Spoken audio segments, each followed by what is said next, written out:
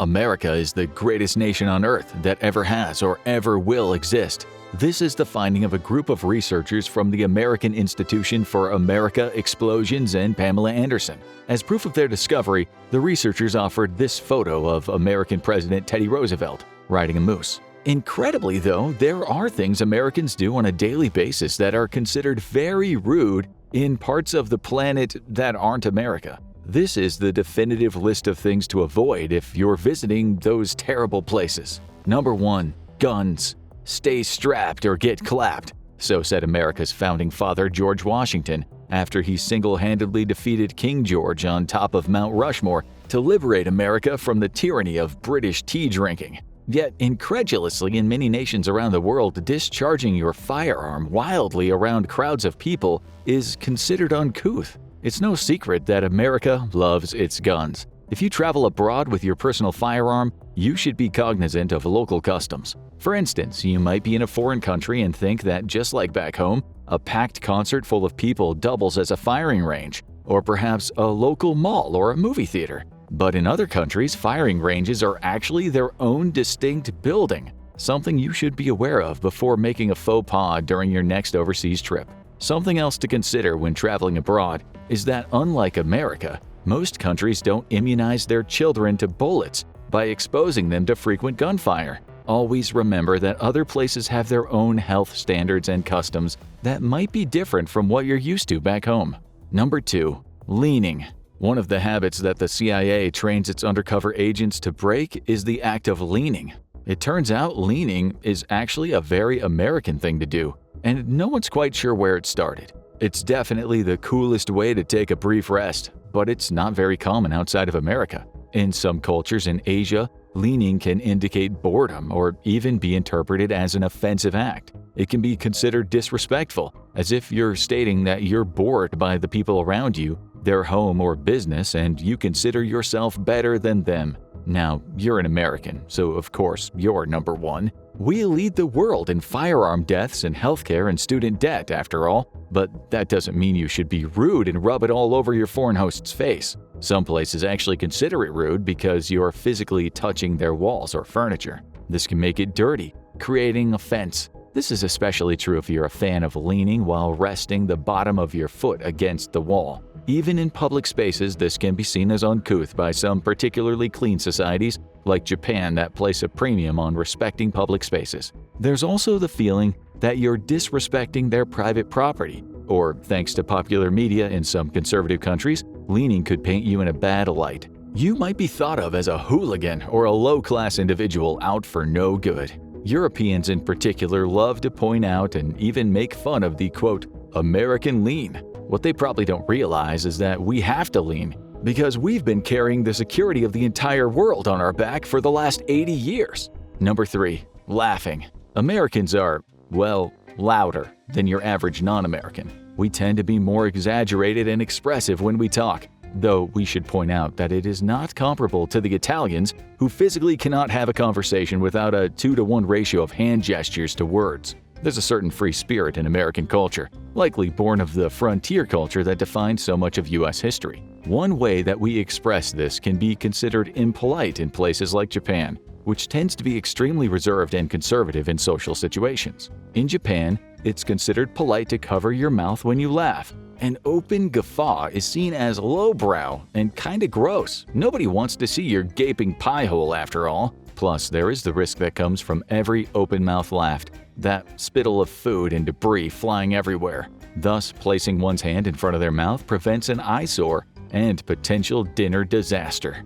Number 4. Adjusting your meal. America has a rather egalitarian culture, placing a great emphasis on the individual over the group. Thus, in the U.S., it is not uncommon to go out for dinner and ask for your meal to be prepared in a certain way. You probably have a preference for condiments, and it's actually considered abnormal when a restaurant doesn't allow you to customize your food at all. Little surprise then that one of the most popular fast food slogans in the US is "Have it your way." It makes sense after all. It is your money that you're paying a restaurant. You should be able to have it your way. However, not everywhere in the world shares that focus on the individual. In fact, in many places, it is considered extremely rude to try to make changes to your dinner. In France, for example, it is a capital offense to be American or take frequent showers. But it is just as bad to go out to dinner and give instructions on how you prefer your dish to be made, or ask for substitutions. Asking for any condiment not provided with your meal is tantamount to a war crime. The money you pay in France is for the privilege of enjoying the genius of the chef, not for you to actually get food the way you like it prepared. If you want food you actually enjoy, go to a grocery store. In France, you go out to dinner to get food the chef enjoys. It does make a certain amount of sense. After all, most chefs are either trained professionals or have a rat under their hat tugging their hair and controlling their every movement. Especially true for rat-infested Paris. The point is, the chef is supposed to be an expert in their craft, and thus they know how to make food taste best. Never mind that, like art, taste is completely subjective, and hey, maybe you don't want onions because you don't like onions. The chef likes onions, so tonight, you like onions too. Number 5. Using your left hand. In America, we use our left hand for a lot of things, like shooting guns or eating a nice greasy cheeseburger. But in many Muslim countries, using your left hand for certain things like eating or greeting someone can be considered very offensive. The reason comes from personal hygiene rules set forward by Islam meant to avoid being unclean. Islamic teachings state that when going number 2, one must find a place away from standing water, shade, or pathways used by people. While sitting on the toilet, having a conversation is strongly discouraged, and no food must be consumed while in the process of getting rid of the old food out the back end. After going number 2, one must clean oneself with the left hand using water, or if there's no water, then they should use smooth stones or pebbles. The penis or vulva must also be washed after going number 1, again with the left hand. Thus, greeting individuals with your left hand is considered extremely unclean, mostly because before the invention of modern plumbing, odds were that it in fact would be unclean. Same goes for food, especially since in many Muslim cultures, food can be shared communally from one large pot or a plate with no implements other than your hand to eat with. Number 6. Tipping. In America, it's common practice to subsidize a business owner's payroll expenses by taking the cost upon yourself in the form of tipping. You don't just get to pay for the food in America, you get to pay for the staff's wages as well. The practice is so popular that tipping has spread to literally every single occupation possible, with tip options available in places where the employee in no way, shape, or form does anything for you other than the literal bare minimum. For most Americans, tipping is an act of generosity, and will do it for literally anyone. If an air conditioning repairman comes to your house to fix your AC, it is not uncommon to tip them cash after they've done their work, despite them earning a full wage. However, this generosity can be seen as outright rude in some countries. Once more, we fly back to the land of Godzilla, Japan. Here, tipping is actually considered rude because it implies that the business is not financially stable. An owner could take offense at the act, and so could the staff, as it might imply that you're trying to say you're richer than they are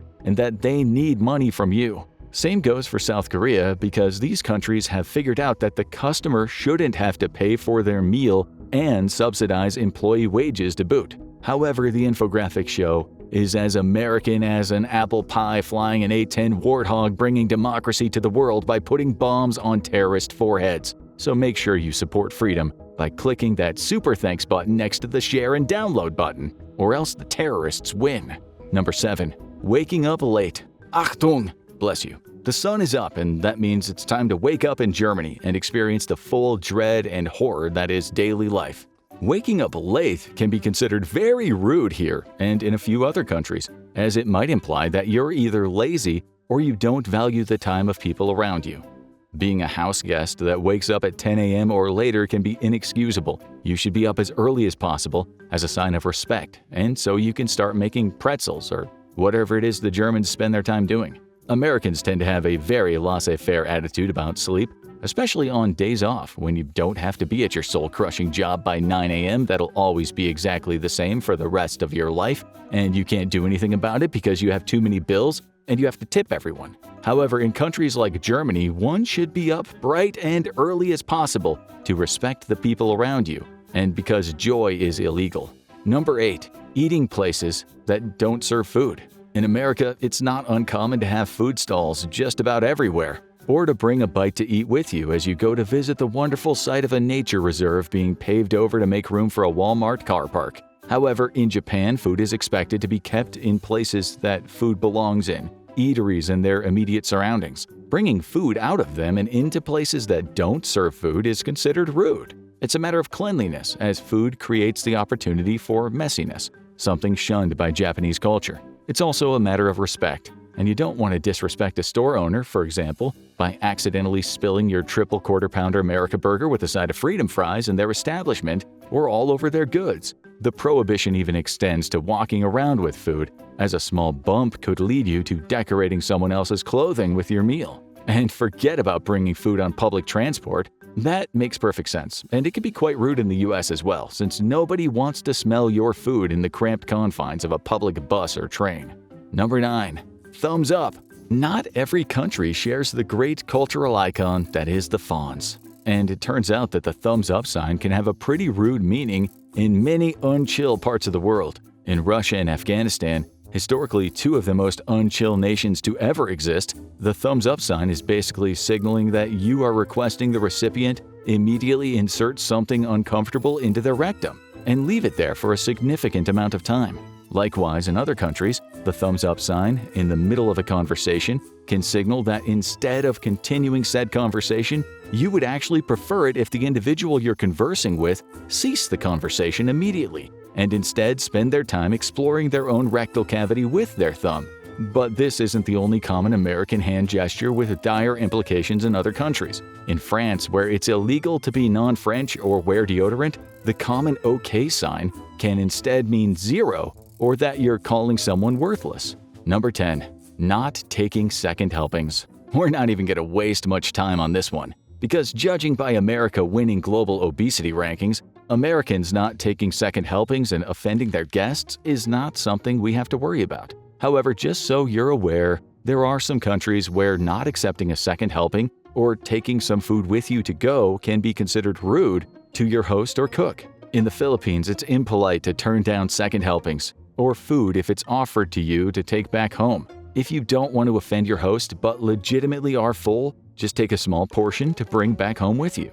In Europe, however, asking for a doggy bag to take home your leftovers from a restaurant is considered quite gauche. Europe is the height of sophistication, and it is obviously superior to waste your hard-earned money on a meal you paid for and now legally own by simply leaving it on the plate so it can be thrown in the trash instead of taking it home with you when you're full. To play devil's advocate here though, Europe also isn't in the habit of giving serving sizes fit for a family of walruses to a single individual, as is common in America.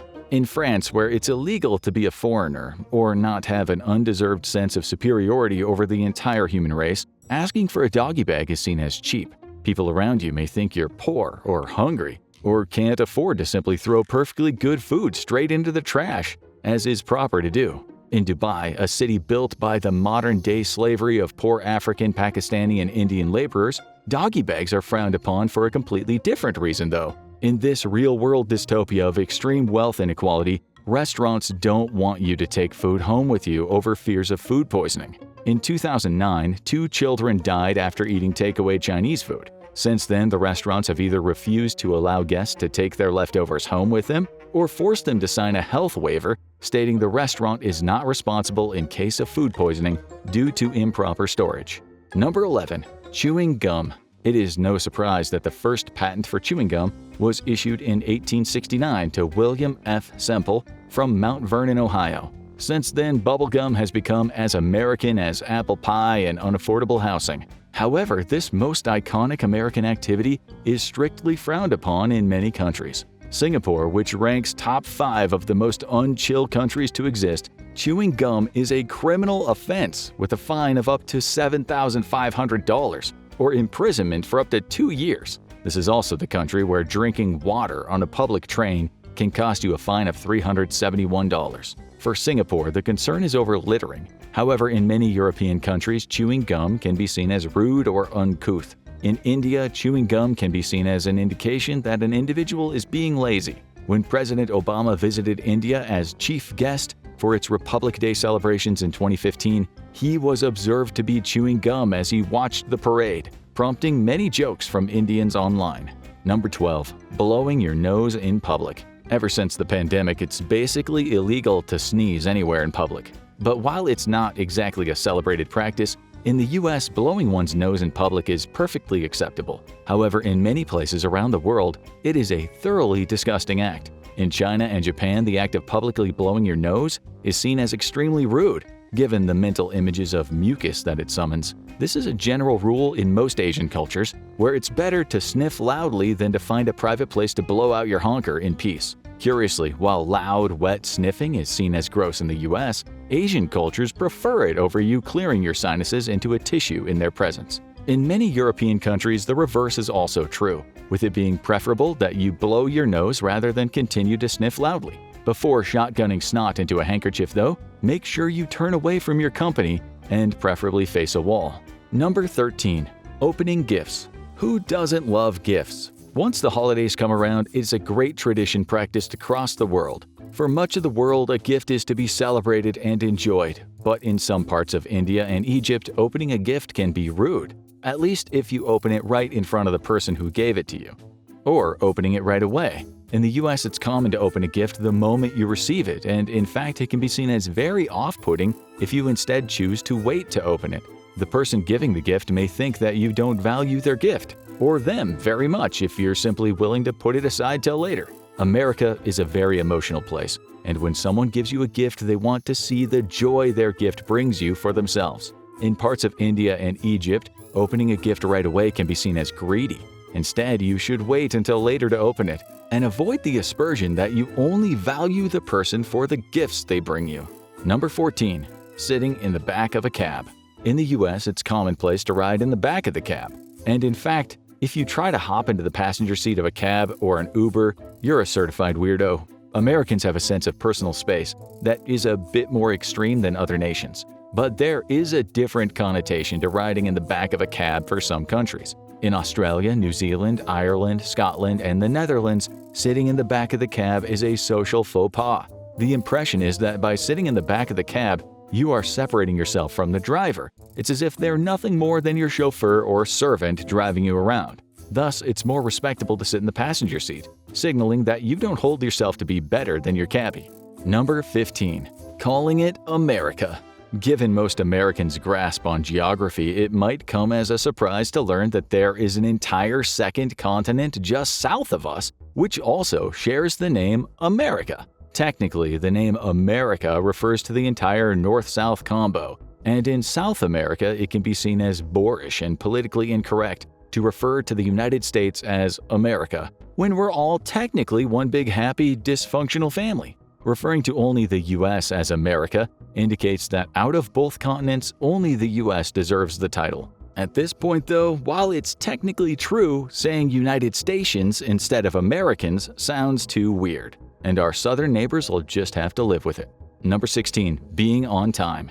In the US, being on time is what's expected of you for any social or professional event. In the United States military, if you're 15 minutes early, you're already late.